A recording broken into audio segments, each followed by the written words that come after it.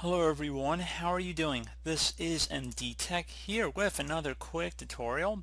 In today's tutorial, I'm going to show you guys how to hopefully resolve if you're coming across an Excel issue where it cannot open the file because the file format or file extension is not valid.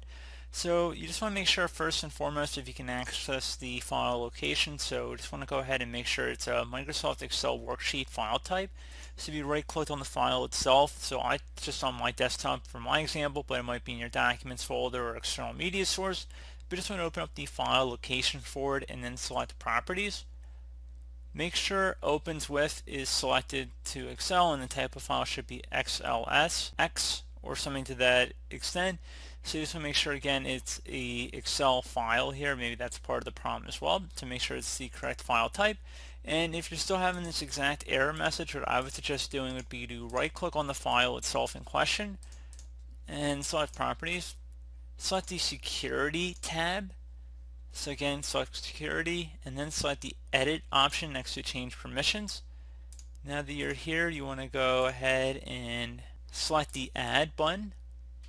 In the enter the object names to select, you want to go ahead and you want to select the advanced button. Give it a moment to load up here. Select find now and then go down to everyone and then left click on that one time and then left click on OK. Select OK.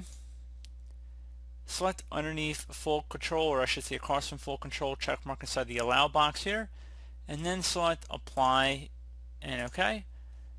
Now that you've done that, go ahead and select the everyone here. Just make sure everything is all check marked under allow. And now you want to select the advanced button again down here. Select everyone. So now that you've selected everyone, select the edit option. And again, make sure everything's check marked underneath full control here.